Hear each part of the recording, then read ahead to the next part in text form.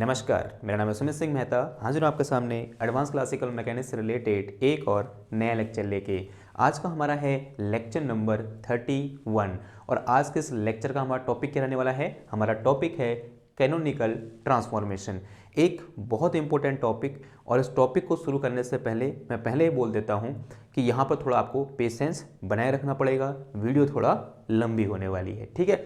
तो शुरू करते हैं। हेडिंग का डालो, कैनोनिकल ट्रांसफॉर्मेशन। अगर मैं सिंपल भाषा में कैनोनिकल ट्रांसफॉर्मेशन को डिफाइन करना चाहूँ तो मैं सिर्फ इतना बोलूँगा कि कोऑर्डिनेट को एक सिस्टम से दूसरे सिस्टम में चेंज करने की जो प्रोसेस होती है उसी को हम क्या बोलते हैं? कैनोनिकल ट्रांसफॉर्मेशन बोलते हैं। ये एक सिंपलेस्ट डेफिनेशन हो सकती है, या बोल सकते हैं एक सिंपल तरीके से हम कैनोनिकल ट्रांसफॉर्मेशन को ऐसे डिफाइन कर सकते हैं, या ये बोल सकते हैं अभी तक हमने डिस्कस किया किन कोऑर्डिनेट के बारे में? एक पोजीशन कोऑर्डिनेट क्यू के और मोमेंटम कोऑर्डिनेट पी के बारे में डिस्कस किया। अगर मैं इस पोजीशन कोऑर्डिनेट और मोमेंटम कोऑर्डिनेट को किसी दूसरे सेट के फॉर्म में लिखूं, जैसे कैपिटल क्यू के और कैपिटल पी के, ठीक है, ये क्या था? पहला सेट ऑफ कोऑर्डिनेट था, और ये क्या है? मेरे पास नया सेट ऑफ कोऑर्डिनेट है। और सेट ऑफ कोऑर्डिनेट को ओल्ड से न्यू में ले जाने की जो प्रोसेस होती है, या फिर ये जो ट्रांसफॉर्मेशन होता है, इसी को हम क्या बोल देते हैं? कैनोनिकल ट्रांसफॉर्मेशन बोल देते हैं। आपके दिमाग में एक क्वेश्चन आ रहा होगा अभी कि इस तरह के कैनोनिकल ट्रांसफॉर्मेशन की जरूरत हमें पड़ी क्यों?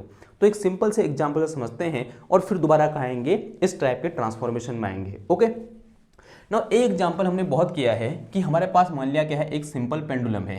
एग्जांपल से समझ रहे हैं किसका एग्जांपल लेंगे हम? यहाँ पर एक सिंपल पेंडुलम का एग्जांपल लेंगे। Simple pendulum. अब हम सब जानते हैं सिंपल पेंडुलम क्या होता है। मान लिया हमारे पास इस तरीके से एक फिक्स प्लेन है और यहाँ से एक L लेंथ की एक स्ट्रिंग लगी हुई है। यहाँ पर एक बॉब लगा हुआ है जिसका मास कितना है? m है। और अज्यूम कर लो ये ओरिजिन है, इसको मैंने क्या बोल दिया? x एक्सिस, और इसे मैंने क्या बोल दिया? y axis. और अभी हम किस कोऑर्डिनेट सिस्टम में डील कर रहे हैं? कार्टेशियन कोऑर्डिनेट सिस्टम में डील कर रहे हैं। और अब मैंने क्या किया? इस बॉब को, इस पेंडुलम को इसकी मीन पोजीशन से कुछ डिस्प्लेस किया, यानी मैं इसको यहाँ से डिस्प्लेस करके कहाँ ले गया? इस पॉइंट पर ले गया। अब जैसे मैं इसको यहाँ से इस पॉइंट पे ले जाऊंगा तो इसके कोऑर्डिनेट क्या हो जाएंगे? x, y होंगे, नहीं होंगे? आंसर हाँ जी होंगे। अगर इस पर्टिकुलर पॉइंट पर इसके कोऑर्डिनेट x, y हैं तो इससे kinetic energy T equal to कितना हो जाएगा? Half of m, this is x dot square plus y dot square के बराबर हो जाएगा। होगा नहीं होगा? अगर इसको पोटेंशियल निकालूंगा तो potential energy will be equal to, देखो यहाँ से यहाँ देखिए हाइट कितनी है इसकी, this will be equal to, ये y के बराबर होगा। आंसर हाँ जी होगा। अगर ये y के बराबर है तो इसकी पोटेंशियल एनर्जी कितनी हो जाएगी? mg y के बराबर हो जाएगी। अगर मैं ये बोलूं कि ये मेरे पास रेफरेंस पॉइंट है और यहाँ पर अगर मैं जीरो पोटेंशियल मान रहा हूँ तो यहाँ पर कैसा साइन आएगा? ये नेगेटिव साइन आ गया। तो यहाँ पर से Lagrangian L will be equal to क्या हो जाएगा? तो L हो जाएगा मेरे पास कितना? Half of m, this is x dot square plus y dot square, और फिर माइनस कितना आ जाएगा? प्लस का mg y आ गया। सिमिलरली इसके लिए मैं हैमिल्टोनियन h डिफाइन कर सकता हूँ। तो Hamiltonian h will be equal to क्या हो जाएगा? ये हो जाएगा मेरे पास कितना? x dot into p x, फिर प्लस कितना आ जाएगा? y dot into p y, फिर माइनस में क्या आता है? l आता है, तो माइनस का कितना आ गया? ये half of m x dot square plus y dot square, फिर माइनस का कितना आ गया? ये mg y आ गया। ओके, तो यहाँ से h इक्वल टू ये निकल के आया, this is our h and this is our l। Now अभी आपने देखा होगा कि जो h में है वो क्या है? मेरे पास दो टाइप के वेरिएबल हैं, एक x है यहाँ पर, एक y है, और किसी भी टाइप का यहाँ पर कैनोनिकल कोऑर्डिनेट नहीं है। क्या है यहाँ पर कोई कैनोनिकल कोऑर्डिनेट, या फिर ऐसा कोई जनरलाइज कोऑर्डिनेट है जिसके लिए मोमेंटम कांस्टेंट है? कोई नहीं है। लेकिन अगर मैं क्या करूँ, इसी सिंपल पेंडुलम को पोलर कोऑर्डिनेट सिस्टम में डील करूँ, कैसे? जैसा कि अभी तक हम करते हुए आए हैं। आपने देखा होगा हमने कई बार सिंपल पेंडुलम को डिस्कस किया और एक भी बार उसका लैग्रांजियन और हैमिल्टोनियन ऐसे नहीं लिखा। उसके पीछे का रीजन क्या पता आपको? अभी समझ में आएगा। देखो, अगर मैं यहाँ पर किस में बात करूँ? इन पोलर कोऑर्डिनेट सिस्टम में बात करूँ तो ये मेरे पास अगेन क्या है? सिंपल पेंडुलम है। और पोलर कोऑर्डिनेट सिस्टम में इसको अगर मैं ओरिजिन बोलूँ तो ये इसकी लेंथ कितनी है? L है। और यहाँ से लेकर माना इसको कितना डिस्प्लेस कर दिया? फ्रॉम मीन पोजिशन, थीटा क्या है इसका? डिस्प्लेसमेंट है। और इस केस में r इक्वल टू किसके बराबर है? L के बराबर है। और L क्या है मेरे पास? यहाँ पर फिक्स है। तो इस केस में से काइनेटिक एनर्जी कितनी हो जाएगी? Half of m L square theta dot का स्क्वायर। सिंपल, ये क्या निकल के आई, इसकी काइनेटिक एनर्जी निकल के आई। और अगर मैं पोटेंशियल एनर्जी की बात करूँ तो potential energy V will be equal to, उसके लिए मुझे ये चीज़ निकालनी पड़ेगी, यहाँ से यहाँ तक ये डिस्टेंस, और कि कैसे निकल, अगर ये L है तो this will be equal to L cos theta, और अगर मैं इसको ओरिजिन मार रहा हूँ तो this will be equal to minus का mgl cos थीटा। ये क्या निकली, इसकी पोटेंशियल निकली। तो इसका Lagrangian L will be equal to कितना आ गया, ये half of m, this is L square theta dot square, और माइनस माइनस प्लस हो जाएगा ये, तो ये कितना आ जाएगा mgl cos थीटा। अब एक बात देखो, इसका लैग्रांजियन देखो और इस लैग्रांजियन को देखो, इन दोनों लैग्रांजियन में किस लैग्रांजियन को सॉल्व करना आसान रहेगा? आंसर है इस वाले को। क्यों? क्योंकि यहाँ पर सिर्फ एक जनरलाइज कोऑर्डिनेट है जो कि थीटा है, यहाँ पर दो जनरलाइज कोऑर्डिनेट है, एक x है और एक y है। तो यहाँ पर कितनी इक्वेशन ऑफ मोशन निकल के आएंगी? दो इक्वेशन ऑफ मोशन निकल के आएंगी। वहीं यहाँ पर सिर्फ एक इक्वेशन ऑफ मोशन निकल के आएगी जो किसके लिए होगी? थीटा के लिए होगी। तो एक इक्वेशन ऑफ मोशन को डिफाइन करना है, उसको सॉल्व करना आसान रहता है in compare to to differential equation. Differential equation का मतलब जो हमारे पास लैग्रांज इक्वेशन या फिर जो हैमिल्टन इक्वेशन है वो कैसी इक्वेशन है? डिफरेंशियल इक्वेशन है। तभी मैं क्या बोल रहा हूँ यहाँ पर, जो इक्वेशन ऑफ मोशन है वो डिफरेंशियल इक्वेशन है, ऐसा मैं बोल पा रहा हूँ। क्लियर है बात? तो इसके लिए डिफरेंशियल इक्वेशन सॉल्व करना क्या है? आसान है। इसके लिए क्या है? थोड़ा कठिन है या नहीं है? तो अब आपसे मैं बोलूँ कि आप किस कोऑर्डिनेट सिस्टम में डील करना पसंद करोगे, कार्टेशियन कोऑर्डिनेट सिस्टम में या फिर इस पोलर कोऑर्डिनेट सिस्टम में? या ऐसे ही बोल सकता हूं, आप किन कोऑर्डिनेट के साथ डील करना चाहोगे, x और y के साथ या फिर सिर्फ थीटा के साथ? आप हर बार आंसर दोगे कि आप थीटा के साथ डील करना चाहोगे। क्यों? थीटा के साथ डील करने में हमें क्या हो रही है? कन्वीनियंस हो रही है, हमें आसानी हो रही है, हमें यहाँ पर कम कैलकुलेशन करना पड़ रहा है, और जो इक्वेशन ऑफ मोशन है वो भी एक ही निकल रही है, और उसका सॉल्यूशन निकल के जो आंसर आएगा वो सेम वही आएगा जो यहाँ से आएगा। यानी जो फाइनल आंसर है वो दोनों ओर से सेम है। या तो ऐसा होता है कि आंसर चेंज हो जाएगा, आंसर चेंज नहीं होगा, दोनों ओर से आंसर सेम आ रहा है, लेकिन यहाँ से जल्दी आ जा रहा है, यहाँ से निकालने में टाइम लग रहा है। तो हम किसको चूज करेंगे? इस टाइप के लैग्रांज को, या बोलते हैं इस टाइप के कोऑर्डिनेट को चूज करेंगे जहां पर मेरे पास minimum number of generalize coordinate होंगे। तभी मुझे क्या जरूरत पड़ी कि मैं इन x और y को किसके टर्म में लिख दूं? थीटा के टर्म में लिख दूं। या बोलते हैं x और y को किससे रिप्लेस कर दिया मैंने? यहाँ पर थीटा से रिप्लेस कर दिया। तो और इस टाइप का जो ट्रांसफॉर्मेशन है कि मैं यहाँ से कहाँ आ पाया, इधर आ पाया, उसी को हम क्या बोलते हैं? कैनोनिकल ट्रांसफॉर्मेशन बोलते हैं। अब यहाँ पर इन दो कोऑर्डिनेट के बीच, यहाँ एक्स वाई और थीटा के बीच क्या होते हैं? कुछ रिलेशन होते हैं। कैसे निकलेगा रिलेशन बताओ? अगर मैं इसे क्या बोल दूँ, एक्स एक्सेस, ये क्या है मेरी वाई एक्सेस, तो साफ साफ दिखाई दे रहा है। तो यहाँ से अगर मैं एक्स लिखूंगा तो X will be equal to L sine theta आ जाएगा, और Y will be equal to L cos theta आ जाएगा। ठीक है, आ रहा है नहीं आ रहा है? और ये जो इस टाइप की जो इक्वेशन होती हैं, जो दो कोऑर्डिनेट सिस्टम में कोऑर्डिनेट के बीच रिलेशन दिखाती हैं, इसे हम क्या बोलते हैं? ट्रांसफॉर्मेशन इक्वेशन बोलते हैं। इनका नाम क्या है? Transformation equation. Transformation equation. Clear है बात? तो ये क्या है? ट्रांसफॉर्मेशन इक्वेशन है, जो क्या दिखा रही है? ओल्ड कोऑर्डिनेट सिस्टम और न्यू कोऑर्डिनेट सिस्टम के बीच रिलेशन दिखा रही है। मैंने इन कोऑर्डिनेट को क्या बोला है? जो कार्टेशियन कोऑर्डिनेट सिस्टम उनको मैंने क्या बोला है? ओल्ड बोला है। और जो मेरे पास पोलर कोऑर्डिनेट सिस्टम है या पोलर कोऑर्डिनेट है, उनको मैंने क्या बोला है? न्यू बोला है। और ओल्ड और न्यू के बीच जो रिलेशन है, वो जो इक्वेशन दिखाते हैं उन इक्वेशन को हम क्या बोलते हैं? ट्रांसफॉर्मेशन इक्वेशन बोलते हैं। और ये जो प्रोसेस होती है ओल्ड से न्यू में जाने की, उसी को हम क्या बोलते हैं? कैनोनिकल ट्रांसफॉर्मेशन बोलते हैं। आई होप आपको थोड़ा बहुत फील आ रही होगी कि क्यों हमें कैनोनिकल ट्रांसफॉर्मेशन की जरूरत पड़ती है। अगर इतना समझ में आ गया तो ये तो क्या था? जस्ट इंट्रोडक्शन था कि क्यों हमें जरूरत पड़ती है, जो मैंने एक एग्जाम्पल की हेल्प से आपके सम्मुख रखा। अब थोड़ा सा आगे बढ़ते हैं और एक जनरलाइज केस की बात करते हैं कि किस तरह से हम उससे एक जनरल केस की बात करते हैं कि किस तरह से हम एक मतलब कुछ कोऑर्डिनेट को या फिर ओल्ड कोऑर्डिनेट को न्यू कोऑर्डिनेट में क्या कर सकते हैं? चेंज कर सकते हैं। तो इस ओर अपना काम शुरू करते हैं। ठीक, तो उसके लिए मुझे ये चीज़ें मिटानी पड़ेंगी। तो अज्यूम कर लो कि मैं किसी एक सिस्टम के साथ डील कर रहा हूँ, और उस सिस्टम के साथ डील करने के लिए मुझे क्या चाहिए? उसके पोजीशन कोऑर्डिनेट और उसका मोमेंटम कोऑर्डिनेट। ठीक है, और अज्यूम कर लो मैं इनिशियली ओल्ड कोऑर्डिनेट सिस्टम में क्या कर रहा था? डील कर रहा था। तो ओल्ड कोऑर्डिनेट सिस्टम में मेरे पास दो कोऑर्डिनेट थे, एक पोजीशन कोऑर्डिनेट था, दूसरा क्या था मेरे पास? Momentum coordinate. ये मेरे पास क्या है यहाँ पर? पोजीशन कोऑर्डिनेट है, और ये जो मेरे पास है ये मेरे पास क्या है, मोमेंटम कोऑर्डिनेट है। ओके, और दूसरी ओर मैं एक न्यू कोऑर्डिनेट सिस्टम डिफाइन कर रहा हूं या फिर न्यू कोऑर्डिनेट डिफाइन कर रहा हूं। दूसरी ओर न्यू कोऑर्डिनेट, न्यू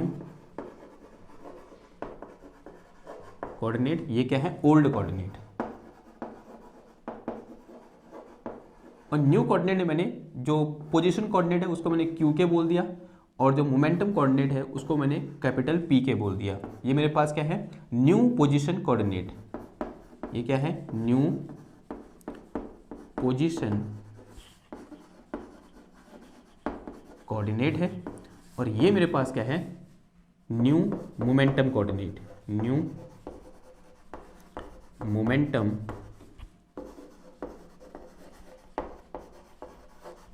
कोऑर्डिनेट है। इतनी बात समझ में आई।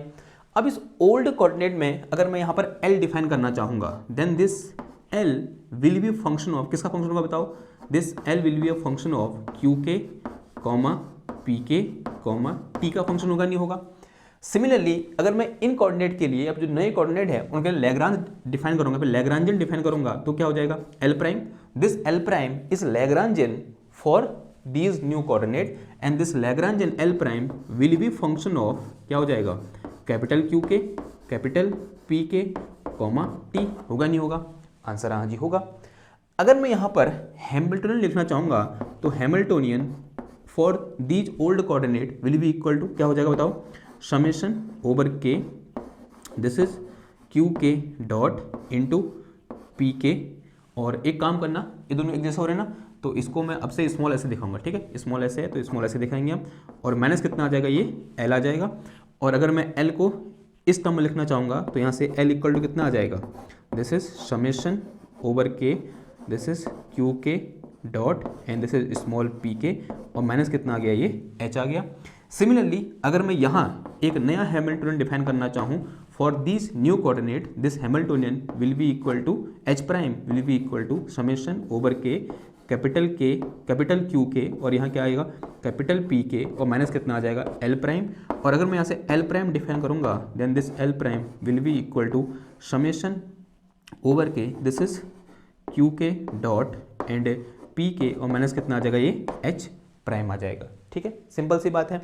अगर ये हैमिल्टन डिफाइन कर रखा है तो अगर मैं हैमिल्टन इक्वेशन यहाँ से लिखूँगा तो कैसे लिखूँगा बताओ, for in this old coordinate Hamilton equation, Hamilton equation क्या बन जाएगी हमारी, हैमिल्टन इक्वेशन बन जाएगी, पहले किसके लिए होगी, क्यू के डॉट के लिए, तो this will be equal to partial H upon partial small P k, और दूसरी इक्वेशन क्या निकल के आ जाएगी, स्मॉल पी के dot will be equal to minus का पार्सल H अपॉन कितना आ जाएगा, ये पार्सल स्मॉल क्यू के आ जाएगा। उसी प्रकार अगर मैं यहाँ हैमिल्टन इक्वेशन लिखना चाहूँगा, Hamilton equation for new coordinates, तो this will be equal to कितना आ जाएगा, ये अगर मैं कैपिटल क्यू के dot will be equal to partial H prime upon partial capital P के, एंड अगर मैं यहाँ से क्या निकालूँ, कैपिटल पी के dot will be equal to minus का partial H prime upon partial capital Q के आ जाएगा। ठीक है, तो इस तरह से हम क्या कर सकते हैं, हैमिल्टन इक्वेशन डिफाइन कर सकते हैं इन न्यू कोऑर्डिनेट सिस्टम। एक चीज़ और हमने डिस्कस कर दी, अगर मैं यहाँ पर हैमिल्टन प्रिंसिपल की बात करूँ, हैमिल्टन प्रिंसिपल की बात करूँ तो हैमिल्टन प्रिंसिपल क्या कहता है कि वेरिएशन ऑफ लैग्रांजियन या फिर variation at end point at time t2 and t1, this will be equal to 0। ठीक है, यानी इस इंटीग्रेशन का वेरिएशन एट एंड पॉइंट कितना होता है, 0 होता है, यानी दिस डेल्टा इज रिप्रेजेंटिंग या delta is known as variational delta. Similarly अगर मैं इसको यहाँ डिफाइन करना चाहूँगा तो यहाँ के लिए क्या हो जाएगा, ये this variation of at end point, तो this is L prime into T T, this will be equal to T prime, हाँ L prime D T will be equal to 0। तो यहाँ हैमिल्टन प्रिंसिपल क्या हो जाएगा, इस तरह से मॉडिफाई हो जाएगा। This is our Hamilton principle, यहाँ पर लिख देना, ठीक है, हैमिल्टन प्रिंसिपल करके। ओके, तो मैंने यहाँ पर दो, एक तो मेरे पास पहले से ओल्ड था और यहाँ मैंने क्या किए न्यू कोऑर्डिनेट डिफाइन किए कैपिटल क्यू के और पी के या कैपिटल पी के। फिर उसके लिए मैंने लैग्रेंजियन डिफाइन किया, फिर मैंने हैमिल्टन डिफाइन किया, फिर मैंने यहाँ पे हैमिल्टन इक्वेशन डिफाइन की, लास्ट में मैंने उसके लिए क्या लिखा, हैमिल्टन प्रिंसिपल लिखा। अगर ये सब चीज़ें फॉलो हो रही हैं, इसका मतलब यहाँ पर ओल्ड कोऑर्डिनेट और न्यू कोऑर्डिनेट के बीच क्या होगा, एक रिलेशन होगा, और जिस रिलेशन को मैं क्या बोलूँगा, ट्रांसफॉर्मेशन इक्वेशन बोलूँगा। जैसे यहाँ पर ये चीज़ हमें देखने को मिली। अगर मैं इनके लिए यहाँ ओल्ड कोऑर्डिनेट क्या है, एक्स और वाई है, और यहाँ न्यू कोऑर्डिनेट क्या है, सिर्फ मेरे पास थीटा है। तो जैसे मैं इस ओल्ड कोऑर्डिनेट एक्स और वाई के लिए ये सारी चीज़ें लिख सकता हूँ, उसी तरीके से मैं इस थीटा कोऑर्डिनेट के लिए भी ये सारी चीज़ें लिख सकता हूँ। यानी यहाँ पर जो सिर्फ क्यू के है उसको जो कितना है, थीटा है। ओके, तो ये कैसा केस है, एक जनरल केस है। अगर ये दो इस चीज़ को फॉलो कर रहे हैं तो इनके लिए क्या है, मेरे पास एक ट्रांसफॉर्मेशन इक्वेशन है। इसका मतलब यहाँ पर भी इस ओल्ड कोऑर्डिनेट और न्यू कोऑर्डिनेट के बीच क्या होगा, एक रिलेशन होगा, जिसे हम क्या बोलेंगे, ट्रांसफॉर्मेशन इक्वेशन बोलेंगे। तो इसे मिटा के चलता हूँ मैं, फिर यहाँ पर लिखता हूँ, इसमें लिख के चलेंगे ओल्ड कोऑर्डिनेट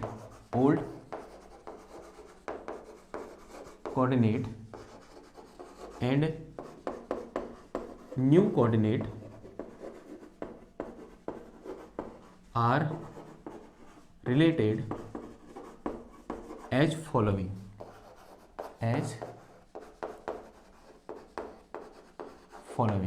तो जो क्यू के होगा, दिस कैपिटल क्यू के will be function of old coordinate Q के, स्मॉल पी के एंड टाइम टी। इसी को मैं थोड़ा सा एक्सप्रेस करके लिखूंगा, तो दिस कैपिटल क्यू के will be a function of, क्या आ जाएगा यहाँ से, Q1 का फंक्शन होगा, Q2 का फंक्शन होगा, डेल्टा डैश Qk का फंक्शन होगा, डेल्टा डैश Qn का फंक्शन होगा। उस तरीके से स्मॉल P1 का फंक्शन होगा, स्मॉल P2 का फंक्शन होगा, डेल्टा डैश स्मॉल Pk का फंक्शन होगा, डेल्टा डैश Pn का फंक्शन होगा, कॉमा T, जहाँ पर स्मॉल n है वो क्या है, नंबर ऑफ जनरलाइज कोऑर्डिनेट है, ये तुमको पता ही है। ओके, इतनी बात समझ में आई। सिमिलरली यहाँ से जो कैपिटल पी के है, इसे मैं क्या लिख सकता हूँ, this capital P k will be a function of small Q के एंड स्मॉल पी के एंड टाइम टी। तो यहाँ से मेरे पास capital P k will be equal to p k, इसको क्या लिखता हूँ मैं, Q1 comma Q2 delta dash q k delta dash Qn, फिर comma P1 comma P2 delta dash Pk delta dash Pn and comma t. Again यहाँ पर जो k है, जो n है, वो मेरे पास क्या है, नंबर ऑफ जनरलाइज कोऑर्डिनेट है। एंड अज्यूम कर लो ये कंबाइनली ये दो इक्वेशन किसको दिखा रही है, इक्वेशन नंबर 1 को दिखा रही है। This is our equation number 1। इन दोनों कंबाइनली मैंने क्या बोल दिया, इक्वेशन नंबर 1 बोल दिया। And this equation number 1 is known as transformation equation. इसका नाम क्या है हमारे पास, ट्रांसफॉर्मेशन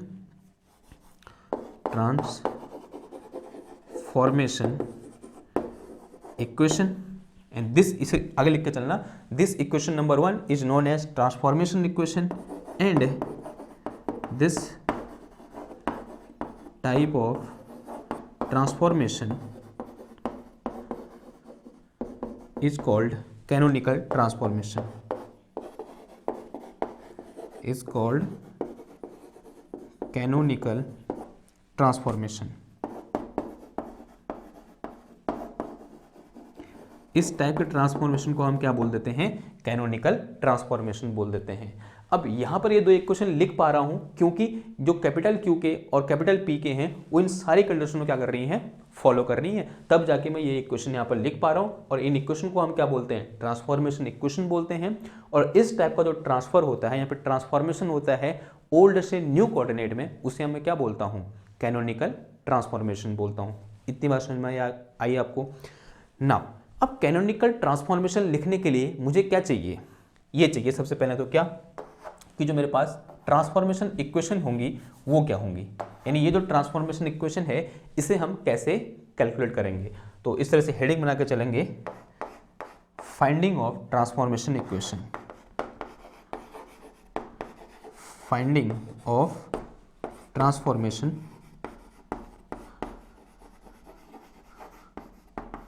इक्वेशन, कि कैसे हम कोई किसी भी एक ट्रांसफॉर्मेशन के लिए ट्रांसफॉर्मेशन इक्वेशन कैसे फाइंड करेंगे। तो इस तरह से पॉइंट बना के चलेंगे यहाँ पर।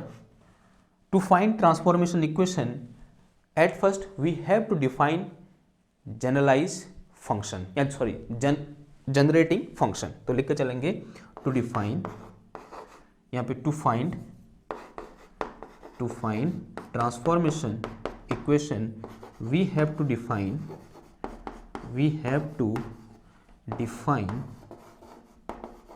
generating function.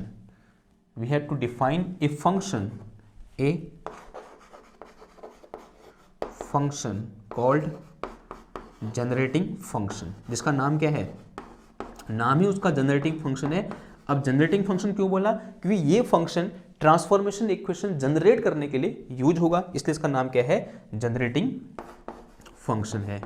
अब क्वेश्चन है कि how to find generating function, तो हेडिंग डालना, फिर से हेडिंग कब जाएगा, नई हेडिंग जनरेटिंग फंक्शन, क्योंकि आपको पता है कि अगर मुझे ट्रांसफॉर्मेशन इक्वेशन चाहिए तो सबसे पहले मुझे क्या फाइंड करना पड़ेगा, जनरेटिंग इक्वेशन, और फिर उस जनरेटिंग इक्वेशन के अलावा से हम क्या करेंगे, अपनी ट्रांसफॉर्मेशन इक्वेशन फाइंड करेंगे। तो उसके लिए मुझे ये चीज़ें बतानी पड़ेंगी, ठीक। तो हेडिंग डालो क्या, जनरेटिंग फंक्शन।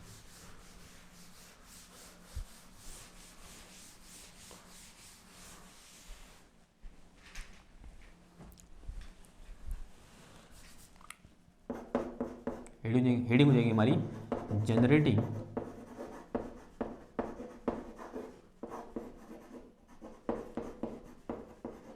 फंक्शन। ओके, जरा समझो, अभी तक हमने यहां पर क्या कर रहे थे, हम ओल्ड कोऑर्डिनेट से न्यू कोऑर्डिनेट में हम ट्रांसफॉर्म हो रहे हैं। ओल्ड कोऑर्डिनेट में मेरे पास दो कोऑर्डिनेट थे, एक क्यू के था, दूसरा क्या था मेरे पास, स्मॉल पी के था। और न्यू कोऑर्डिनेट में मेरे पास दो कोऑर्डिनेट थे, एक कैपिटल पी के था और एक कैपिटल क्यू के था, जहां क्यू के क्या है, पोजीशन कोऑर्डिनेट, और पी के क्या है, मेरा मोमेंटम कोऑर्डिनेट है। ये ओल्ड में है और ये न्यू में है। अगर मैं ओल्ड की बात करूं तो यहां मैंने एल डिफाइन किया था, कैसे, अभी मैंने डिफाइन किया, L is equal to summation over k, और ये क्या क्या आया था यहाँ पर, पी के dot small P k minus H, अभी मैंने यहाँ पर लिखा था। और सिमिलरली अगर मैं यहाँ पर डिफाइन करूँगा, Lagrangian L prime will be equal to क्या आ जाएगा, समेशन ओवर के और कैपिटल क्यू के dot capital P k minus H prime. ये आएगा नहीं आएगा, आंसर हाँ जी आएगा। अगर मैं यहाँ पर ओल्ड कोऑर्डिनेट में क्या लिखूँ, अपना हैमिल्टन प्रिंसिपल लिखूँ, then this will be equal to, this integration will be equal to 0। यही क्या होता है हमारे पास, हैमिल्टन प्रिंसिपल होता है। अगर मैं यहाँ हैमिल्टन प्रिंसिपल लिखूँगा, then this variation of this integral t1 से t2 L prime D T, this will be equal to 0। ऐसा होगा नहीं होगा, आंसर हाँ जी होगा। अगर ऐसा होगा तो इन दोनों का सब्ट्रैक्शन भी कितना होगा, 0 होगा। अगर ये 0 है, ये 0 है, अगर दोनों को मैं माइनस कर दूं तो आंसर फिर भी कितना आएगा, 0 आएगा। Now subtracting both the things, this delta t1 से t2 और अंदर कितना आ गया, l minus L prime into d T, this will be equal to 0। होगा नहीं होगा, ये भी 0 होगा। अगर मैं इन दोनों की वैल्यू पुट करूंगा तो ऑब्वियसली बात है आंसर में कोई चेंज नहीं आएगा।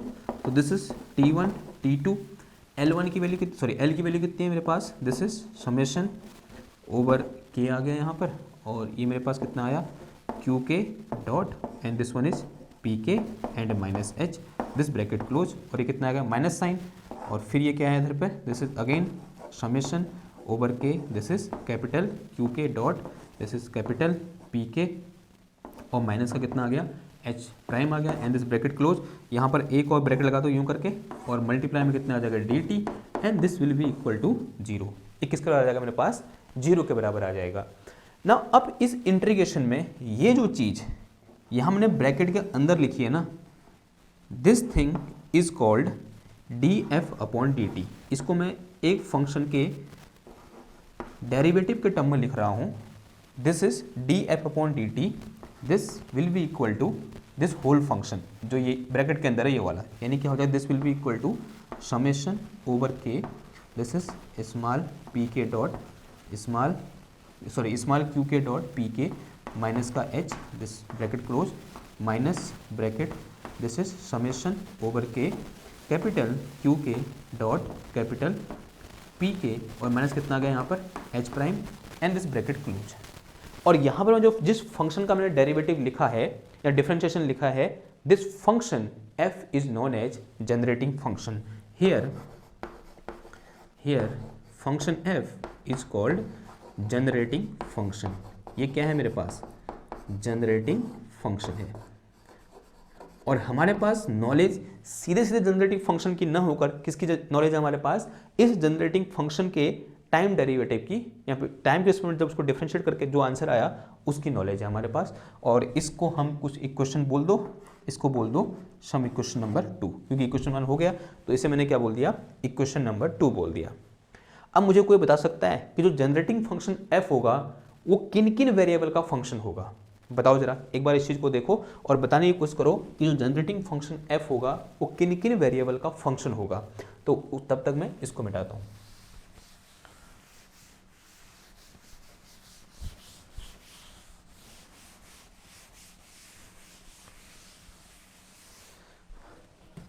देखो गौर से देखना, जो मेरे पास df/dt है इसे मैं क्या लिख सकता हूं? इसे मैंने ये लिखा है L माइनस एल प्राइम लिखा है। और अभी मैंने डिस्कस किया था कि this L be a function of small Q के, स्मॉल पी के and time t, and this L prime will be a function of capital Q k, capital P के and time t. This mean if time derivative of function is L minus L prime, then this L must be a function of capital Q के, capital P के, small q के और small p के, t. होगा नहीं होगा? ये बात समझ में आ रही है आपको? यानी जो फंक्शन f है वो किसका फंक्शन होगा? Capital Q k, capital P k, small q k, small p k और टाइम t का फंक्शन होगा। Now state this some equation number कितना आ जाएगा? ये इसको इक्वेशन बोल दो, कितना? 3 बोल दो। एक बार गौर से देखो, यहां पर k की वैल्यू कितनी है? n है, यानी n यहां से आएगा, n यहां से, n यहां से, n यहां से, यानी ये चारों मिलकर कितने वेरिएबल हैं? 4n वेरिएबल है या नहीं है? यानी n वेरिएबल यहां से आएंगे, n यहां से आएंगे, n यहां से, n यहां से, तो यहां से मेरे पास q के, p के, स्मॉल q के और स्मॉल p के, ये कंबाइनली कितने वेरिएबल हैं? 4n वेरिएबल है, क्योंकि n यहाँ से आए, n यहाँ से, n यहाँ से और n यहाँ से, तो ये कंबाइनली कितने वेरिएबल हैं? 4n वेरिएबल है। और एक टाइम है, तो टाइम के साथ कितना वेरिएबल है? टाइम एक ही बार आ रहा है, तो टाइम 1, ठीक है, टाइम एक बार है 1, ओके, एक वेरिएबल टाइम का है। तो इसका मतलब टोटल नंबर ऑफ वेरिएबल कितने हो जाएंगे यहाँ पर? 4n + 1। यानी ये फंक्शन कितने वेरिएबल का फंक्शन है? 4n + 1 वेरिएबल का फंक्शन है, जहां पर अगेन जो स्मॉल n है वो क्या था? नंबर ऑफ जनरलाइज कोऑर्डिनेट था। तो ये मेरे पास क्या है यहाँ पर? Number of variable, number of variable, यानी ये जो f है वो कितने वेरिएबल का फंक्शन है? 4n + 1 वेरिएबल का फंक्शन है, जो कि बहुत इंपॉर्टेंट है। लेकिन कभी कभी क्वेश्चन ये नहीं पूछता है कितने वेरिएबल का फंक्शन है, क्वेश्चन ये पूछता है कि कितने इंडिपेंडेंट वेरिएबल का फंक्शन है। तो number of independent variable, number of independent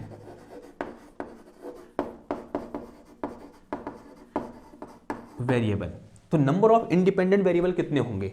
4n ही होंगे या फिर कुछ और होगा? क्या जितने मैंने यहाँ पर 4n वेरिएबल की बात कर रखी है, क्या ये सारे के सारे डिपेंडेंट हैं? नहीं, इनमें से ये जो वेरिएबल हैं स्मॉल क्यू के और कैपिटल पी के, ये किस पर डिपेंड कर रहे हैं? इन पर डिपेंड कर रहे हैं। यानी जो कैपिटल क्यू के और कैपिटल पी के हैं वो किनका फंक्शन है? इन दो का फंक्शन है। यानी इन दो में, इन चार में से या तो मैं इन दोनों को इंडिपेंडेंट लूं या फिर मैं इन दो को इंडिपेंडेंट लूं। ये कहां से आ रहा है? अभी हमने ट्रांसफॉर्मेशन इक्वेशन नंबर 1 डिस्कस की थी। वो इक्वेशन ये बता रही है कि जो कैपिटल क्यू के होगा वो इनका फंक्शन होगा, यानी स्मॉल क्यू के, स्मॉल पी के और टी टाइम का फंक्शन होगा, और जो पी के है वो भी किनका फंक्शन होगा? इसका, इसका और इसका। यानी जो इंडिपेंडेंट है वो सिर्फ इतने हैं, यहां से लेकर यहां तक। यानी ये दो क्या कर रहे हैं? इन पर डिपेंड कर रहे हैं, ऐसा हम बोल सकते हैं। यानी इनमें से ये दो क्या हो गए? डिपेंडेंट, और ये दो क्या हो गए? इंडिपेंडेंट। अब इस केस में total number of independent variable, अगर मैं किसकी बात करूं? Q K, P K, small Q के, स्मॉल पी के, पहले ये 4n थे, अब इनमें से दो क्या हो गए? डिपेंडेंट हो गए। तो total number of independent variable कितने हो जाएंगे? 2n हो जाएंगे। और एक वेरिएबल कहां से आएगा? टाइम से आएगा। तो इस केस में मेरे पास 2n+1 क्या हो जाएगा, number of independent variable, number of independent variable. यानी जो मेरे पास फंक्शन f है वो किसका फंक्शन है, this function f is a function of Q के कॉमा, स्मॉल पेन लिख दूँ, स्मॉल क्यू के small P k capital Q के और कैपिटल पी के कॉमा टी, इनका फंक्शन है। और एक कितने नंबर ऑफ इंडिपेंडेंट वेरिएबल हैं, 2n+1 इंडिपेंडेंट वेरिएबल हैं और ये सारे के सारे इंडिपेंडेंट है जब मैं ये 2n+1 बोल रहा हूँ। लेकिन जब मैं 4n+1 वेरिएबल की बात करूंगा तब ये सारे के सारे इंडिपेंडेंट नहीं होंगे। अगर मैं ये बोल रहा हूँ कि मेरे पास यहाँ पर 2n+1 नंबर ऑफ वेरिएबल हैं, इसका मतलब सारे के सारे वेरिएबल कैसे हैं, इंडिपेंडेंट वेरिएबल हैं। इतनी बात समझ में आ गई आपको। ओके, तो ये क्या निकला, मेरा f निकला। This is our generating function. अब जनरेटिंग फंक्शन को मैं क्या कर सकता हूं, मैं चार तरीके से लिख सकता हूं, यानी इसके चार फॉर्म हो सकते हैं। दिस जनरेटिंग फंक्शन है 4 फॉर्म। कौन कौन से 4 फॉर्म होते हैं जरा समझो। तो इसका पहला फॉर्म होता है क्या, f1 will be a function of, इनमें से कोई 3 ले लो, यानी कौन से, क्यू के कॉमा कैपिटल क्यू के और कॉमा कितना आ जाएगा, कैपिटल पी के आ जाएगा, सॉरी कितना आ जाएगा, टाइम टी आ जाएगा। ओके, ये बात समझ में आई आपको। क्यू के कैपिटल क्यू के और टाइम टी आया। देखो पी के गायब इधर से और इसके अंदर पी के तो है ही ना, बिकॉज दिस क्यू के is a function of p के, तो इसको मैं ऐसे लिख सकता हूँ। तो सिमिलरली दूसरा फंक्शन क्या हो जाएगा, f2 हो जाएगा, and this f2 will be a function of, ये होगा मेरे पास किसका, स्मॉल पी के का और कैपिटल क्यू के का और टाइम टी का। और तीसरा इसका फॉर्म क्या हो सकता है, f3 will be function of p के कॉमा कैपिटल पी के कॉमा टी, और जो f4 है वो मेरे पास क्या है, this f4 will be equal to कितना आएगा, ये कैपिटल पी के comma Q k, sorry capital P k नहीं आएगा, यहाँ पर आता है मेरे पास क्या, एक minute, this one is P के, दिस वन इज क्यू के, दिस वन इज पी के and this one is small P के and this one is capital P के कॉमा कितना आ गया, टी आ गया। तो इसको मैं, जो ये इक्वेशन नंबर 3 है, या इसको इक्वेशन नंबर 3 बोल दो, ठीक है, इसको ऐसे रहने दो। जो इक्वेशन नंबर 3 है उसके 4 फॉर्म हो सकते हैं, एक f1, एक f2, एक f3 और एक f4। f1 मेरे पास क्या है, क्यू के कॉमा कैपिटल क्यू के कॉमा टी, और f2 मेरे पास क्या है, पी के और यहाँ क्यू के टी, और f3 मेरे पास क्या है, क्यू के, यहाँ क्या आया, पी के और यहाँ कैपिटल पी के, यहाँ टाइम टी आया, और f4 इक्वल टू कितना है मेरे पास, ये है। इनको आप याद कर सकते हो। ये पूछे गए हैं कि अगर मेरे पास एक जनरेटिंग फंक्शन है तो इसके कौन कौन से फॉर्म हो सकते हैं, 4 ऑप्शन है और 4 में से 3 सही होंगे और एक क्या होगा, गलत होगा, या फिर चारों सही हो सकते हैं और उसके नीचे फिर से ऑप्शन होगा ऑल अबव आर करेक्ट। तो ये ऑप्शन बार बार गेट के एग्जाम में या फिर नेट के एग्जाम पूछे जाते हैं। हाँ, आपको यूनिवर्सिटी एग्जाम में अगर MCQ आने वाले हैं तो वहाँ भी एग्जाम पूछे जा सकते हैं और आपको ये क्या होनी चाहिए, याद होनी चाहिए। तो इस इक्वेशन नंबर 3 को मैं 4 फॉर्म में लिख सकता हूँ। इसके क्या हो सकते हैं, 4 फॉर्म हो सकते हैं, ठीक है ना। अब इन फॉर्म के साथ मैं कैसे कैलकुलेशन करूँगा वो मेरा क्या रहने वाला है, नेक्स्ट टास्क रहने वाला है। तो उसके लिए मुझे कुछ चीज़ें मिटानी पड़ेंगी, मैं यहाँ मिटा रहा हूँ, फिर क्या करते हैं आगे डिस्कस करते हैं, ठीक है। तो इसे मिटा दूँ इधर,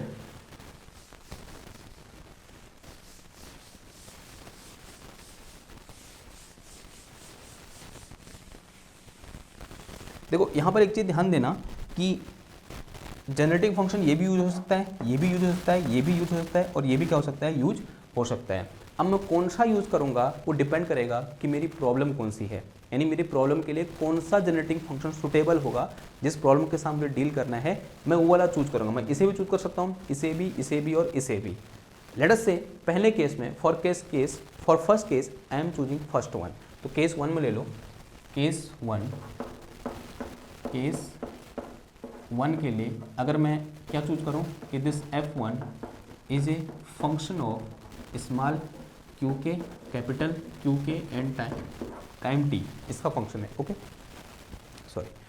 और अगर मैं क्या निकालूँ इसका, दिस F1 का टाइम डेरिवेटिव निकालूँ dF1 ओवर dt, तो this will be equal to summation over के, this is partial F1 upon partial small QK, और यहाँ कितना आ जाएगा, ये QK डॉट आ जाएगा, QK डॉट, फिर प्लस साइन आएगा, यहाँ पर क्या आएगा समेशन ओवर के, this is parcel F2 upon partial capital, sorry F2 नहीं आएगा, क्या आएगा F1 आएगा, और ये कितना आ जाएगा यहाँ पर QK डॉट आएगा, फिर प्लस का कितना आ जाएगा, ये partial F1 upon partial T आ जाएगा। ठीक, ये बात समझ में आई आपको? ओके, अगर ये बात समझ में आई तो इसे कुछ इक्वेशन नंबर 3 हो गया, इसे क्या बोल दो, इक्वेशन नंबर 4 बोल दो।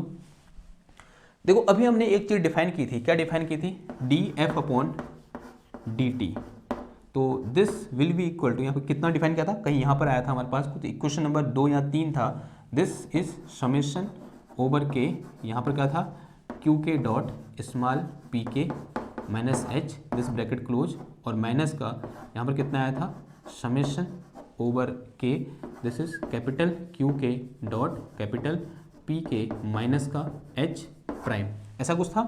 और अगर मैं क्या करूँ, अगर मेरे पास इस समय जनरेटिंग फंक्शन F1 है तो this F will be replace by F1, ये F किससे रिप्लेस हो जाएगा, F1 से, क्योंकि मैं कौन सा केस लेके चल रहा हूँ कि जहां मेरे पास जनरेटिंग फंक्शन क्या है, F1 है। ओके, F के लिए तो मेरे पास ऐसे डिफाइन किया था, तो F1 के लिए सिर्फ क्या चेंज होगा, जहां F था वहां क्या आ जाएगा, F1 आ जाएगा। नाउ से it is from equation number 5, subtracting equation 5 and 4, इसमें से इसको माइनस कर दो, यानी क्या आ जाएगा, इक्वेशन 5 माइनस क्या कर दो, इक्वेशन 4 कर दो। देखो ये तो जीरो हो जाएगा, लेफ्ट हैंड साइड कितना हो जाएगा इसका, जीरो हो जाएगा, तो राइट हैंड साइड कितना बचा, ये बच गया मेरे पास, पहले इसको लिखना है, तो दिस इज समेशन ओवर के, दिस इज QK डॉट, और ये कितना आया स्मॉल PK माइनस का H, and this is minus summation over के capital QK dot, this is capital PK, मैंने माइनस प्लस का कितना आ गया, ये H प्राइम आया, फिर माइनस का ये पूरी चीज़ आ जाएगी, तो कितना आ जाएगा, ये माइनस का समेशन ओवर के, this is partial F1 upon कितना आ गया, ये पार्शल QK, और यहाँ पे कितना आ गया, ये QK डॉट आया, ये प्लस है ये माइनस है, तो कितना आ जाएगा, माइनस आ जाएगा, ये दिस इज समेशन ओवर के, this is partial F1 upon partial capital QK, और यहाँ कितना आ गया, QK डॉट आ जाएगा, फिर माइनस कितना आ जाएगा, ये partial F1 upon partial T आ गया।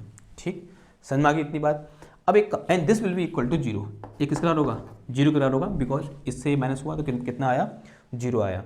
अब एक काम करो, QK डॉट वाले एक साथ ले लो और कैपिटल QK डॉट वालों को एक साथ ले लो, तो यहाँ से ये आया और यहाँ से ये आ गया, ठीक है, बीच में माइनस साइन है, तो समेशन ओवर के अंदर कितना बच गया, ये देखो QK डॉट माइनस आ जाएगा, PK माइनस का कितना आया, पार्सल का F1 अपॉन पार्सल QK आ गया, एंड मल्टीप्लाई में कितना आ जाएगा, QK डॉट आ जाएगा, फिर यहाँ ये नेगेटिव साइन है और QK कैपिटल QK डॉट को कॉमन ले लेंगे इन दोनों से, तो this is again summation sign, और अंदर कितना बच गया, ये this is capital PK, and यहाँ से कितना आएगा, माइनस, माइनस आ रहा है, नहीं ये माइनस बाहर आ गया, माइनस कितना हो गया, प्लस हो गया, तो this is partial F1 upon partial QK, और यहाँ कितना आ जाएगा, QK डॉट आ जाएगा। देखो इस QK डॉट को मैं क्या लिख सकता हूँ, DQK अपॉन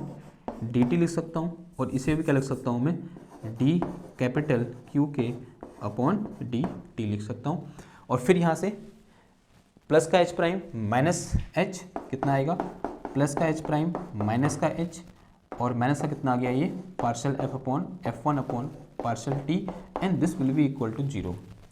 एक काम करो, तो दोनों ओर से one upon d t common ले लो और उधर कुछ जीरो कर दो, तो कितना आ जाएगा, ये आ जाएगा मेरे पास कितना, समेशन ओवर के, तो स्मॉल PK माइनस का partial F1 upon partial QK, और ये कितना आ गया यहाँ पर, DQK, and this one is minus summation over के, ये मेरे पास कितना आया, PK plus this is partial F1 upon partial capital QK, this one is D capital QK, और प्लस देखो यहाँ DT तो है नहीं, तो मल्टीप्लाई में DT आ जाएगा, कितना आ जाएगा, H prime minus H minus का partial F1 upon partial T into कितना आ गया D T, this will be equal to 0। अब देखो अब इसका यूज होगा, since we know this capital Q K, P K, small Q के, स्मॉल पी के and time T are independent variable. इसका मतलब जो D Q K, D capital Q के और डी टी होगा ये भी क्या होंगे, इंडिपेंडेंट होंगे। अगर ये सब समेशन आंसर 0 आ रहा है, सबको जोड़ के आंसर 0 आ रहा है, इसका मतलब क्या है, इन सब के कोफिशिएंट किसके बराबर होंगे, 0 के बराबर होंगे, तभी ये 0 हो पाएगा। अगर एक दूसरे पर डिपेंड करते तब हो सकता है कट पिट सकता था, लेकिन ये सब क्या है, इंडिपेंडेंट है। ये भी, ये भी, ये भी, ये सब क्या है, इंडिपेंडेंट है। इसका मतलब क्या हुआ कि इनके कोफिशिएंट ने क्या होना पड़ेगा, 0 होना पड़ेगा, ताकि ये आंसर क्या आ जाए, 0 आ जाए।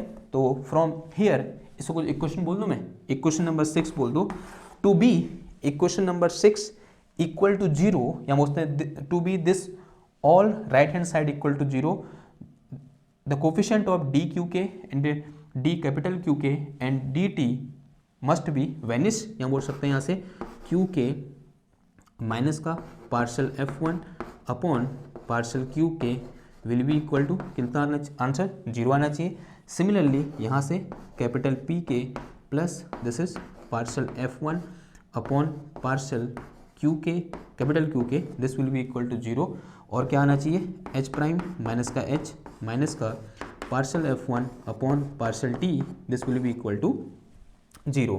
तो यहाँ से मेरे पास क्या निकल के आया, कैपिटल P के इज इक्वल टू कितना आया, partial F1 upon partial q के।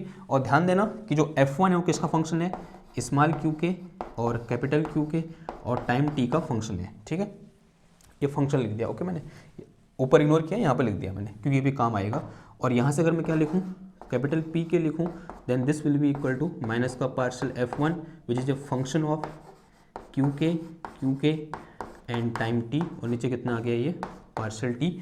सिमिलरली अगर मैं यहाँ से क्या निकालूँ, H प्राइम माइनस H निकालूँ, then this will be equal to partial F1 upon कितना आ गया, ये पार्शल T आ गया। ये बात समझ में आई आपको। नाउ अब यहाँ पर एक कुछ डिफरेंशियल इक्वेशन निकल के आई, और यही डिफरेंशियल इक्वेशन क्या है हमारे लिए इंपॉर्टेंट है। एक ये डिफरेंशियल इक्वेशन और एक ये डिफरेंशियल इक्वेशन। ओके, अगर मैं फर्स्ट डिफरेंशियल इक्वेशन को सॉल्व करूंगा तो यहाँ से मैं कैपिटल क्यू के फाइंड कर सकता हूँ, आंसर आज कर सकता हूँ। सिमिलरली अगर मैं यहाँ से इस डिफरेंशियल इक्वेशन को सॉल्व करूंगा तो यहाँ से मैं कैपिटल पी के फाइंड कर सकता हूँ, आंसर आज ही कर सकता हूँ। तो करो फिर, तो इसे मिटाऊं मैं,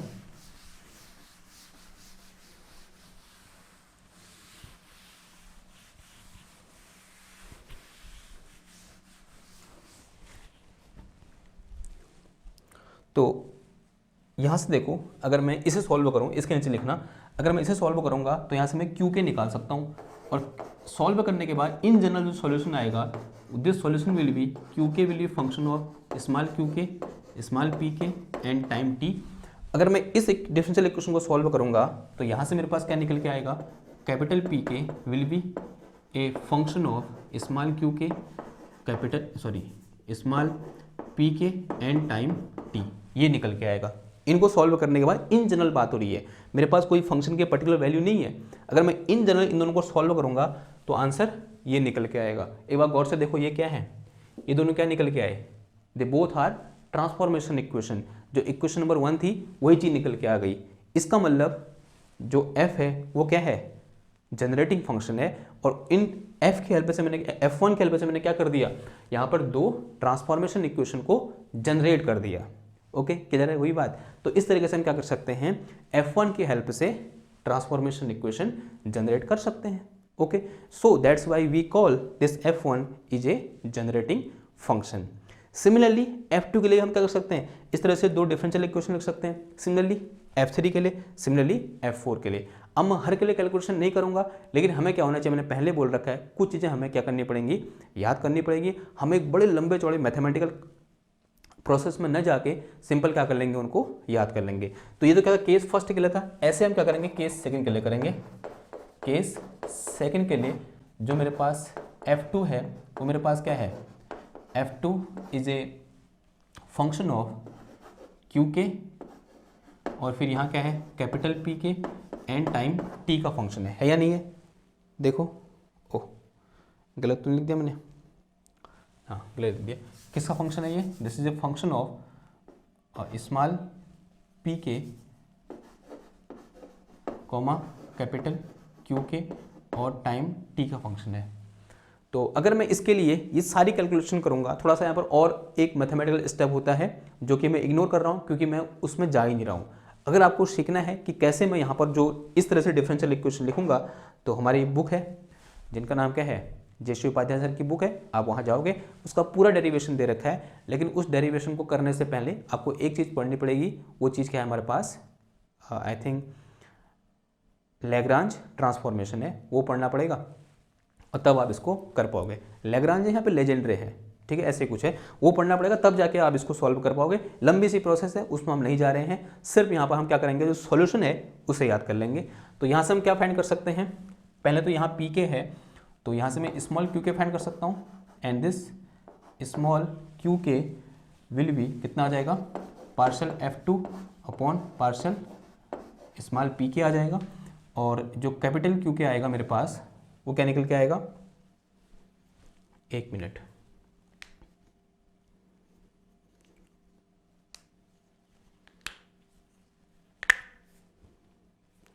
इसका मतलब मैंने ये गलत लिखा है, ठीक है, थोड़ा सा इसमें करेक्शन होगा मेरे ख्याल से ना, क्योंकि ये तो इक्वल आते हैं। ये ऊपर नीचे करना पड़ेगा। जो F3 था उसको मैंने क्या लिख दिया, F2 लिख दिया। वैसे उससे कोई फ़र्क तो नहीं पड़ेगा, लेकिन हाँ अगर आप बुक के अकॉर्डिंग चलना चाहोगे तो F3 और F2 में क्या आ जाएगा, हमारा चेंज आ जाएगा।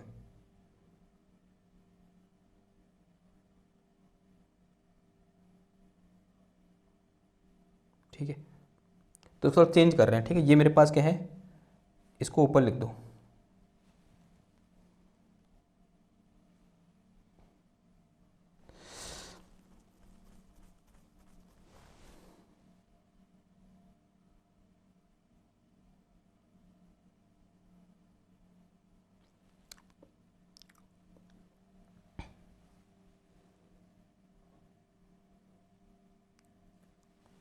अगर मैं 1 मिनट, हाँ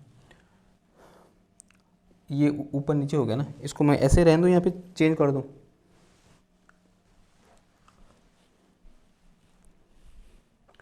मेरे ख्याल से चेंज करने में क्या है फ़ायदा है, ताकि क्योंकि याद वैसे कर रखा है। अगर ड्राइव करना हो तब तो कोई दिक्कत नहीं थी, अब ड्राइव करना नहीं है, याद करना है, तो सीक्वेंस से याद करना पड़ेगा। ओके, तो मैं थोड़ा चेंज कर रहा हूँ इसको, हाँ थोड़ा चेंज कर लेना आप भी अपने अकॉर्डिंग। यहाँ क्या आएगा, स्मॉल क्यू क्या आएगा, सॉरी मिटा लेता हूँ, ठीक यहाँ क्या आएगा, स्मॉल क्यू के आएगा, और यहाँ क्या आएगा, कैपिटल पी के आ जाएगा, ठीक। और फिर ये small Q k capital P के टाइम टी,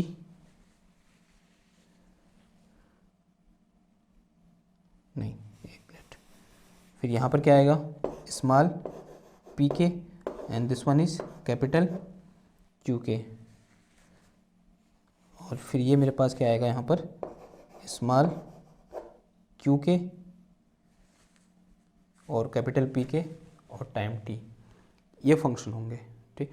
एक बार मैं कर लेता हूँ, देखता हूँ मुझे याद है या नहीं है, फिर हम रेफरेंस ले लेंगे किताब से। ओके, तो यहाँ से मेरे पास, अभी उतारना मत, खाली देखना मेरे को मैं कैसे कर रहा हूँ। तो यहाँ से मैंने क्या डिफाइन किया, तो यहाँ क्या आ जाएगा, this one is small Q के and this is capital P के एंड टाइम टी। तो यहाँ से मेरे पास क्या आ गया, क्या डिफाइन हो जाएगा, स्मॉल पी के डिफाइन होगा, and this small P k will be equal to partial F2 upon partial small P k, ऐसा कुछ हो जाएगा। ओ सॉरी, क्यू क्या आएगा,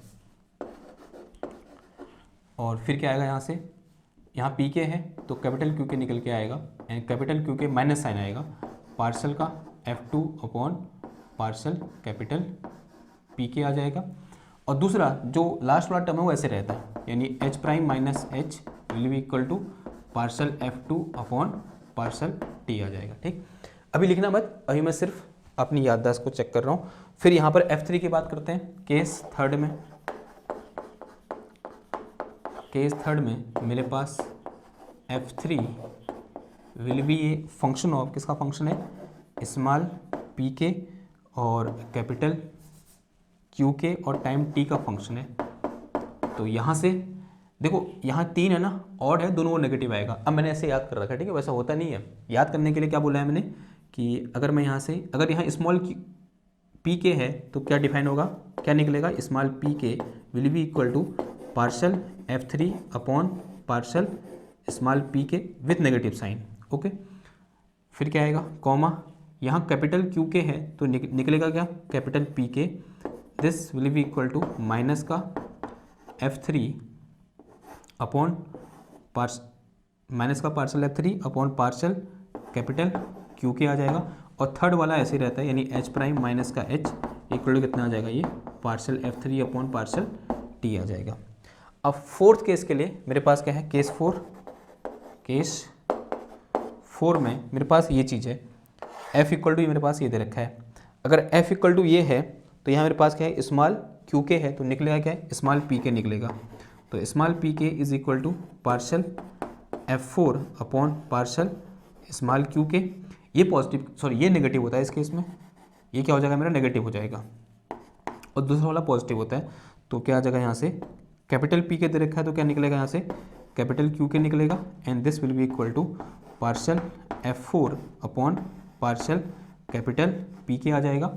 और यहाँ से मेरे पास H प्राइम माइनस का H will be equal to partial F4 upon partial T आ जाएगा। ठीक, तो ये कहाँ से निकल के आया, F2 से। ये इक्वेशन कहाँ से निकल के आई, F3 से। ये इक्वेशन कहाँ से निकल के आई, F4 से। और ये इक्वेशन कैसे निकलेंगी, ऐसे, जैसे मैंने ये कर रखा है ऐसे। और एक चीज़ और यहाँ पर क्या करते हैं, हम ऐड करते हैं, जो मैंने फर्स्ट में बात की थी। ओके ना, एक बार मैं चेक कर लूँ सही है नहीं है। आई थिंक सही होने चाहिए, नहीं होंगे तो फिर क्या कर लेंगे, उनको दोबारा देख लेंगे। ठीक, ये बुक है, इसमें देख लेना वो डेरिवेशन। मैं पेन में बताता हूँ कि कहाँ पर होने वाला है वो।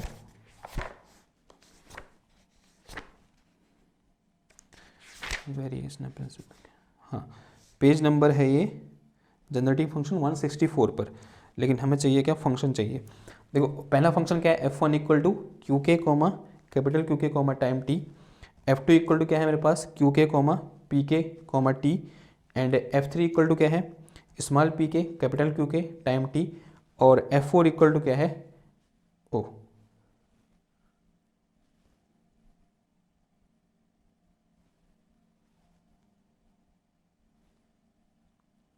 क्योंकि अरे ये तो सेम हो गए ना, F2 और F4 मेरे सेम हो गए।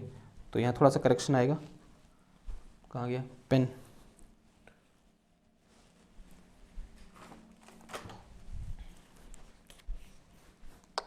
यहाँ क्या आएगा, ये पी के था तो ये स्मॉल पी के ही रहेगा। ठीक है, तो small P k capital P के, तो यहाँ चेंज आ जाएगा। फिर अब अगर स्मॉल पी के तो यहाँ क्या निकलेगा, क्यू के निकलेगा, स्मॉल क्यू के निकलेगा। और यहाँ क्या आ जाएगा, स्मॉल पी के आ जाएगा।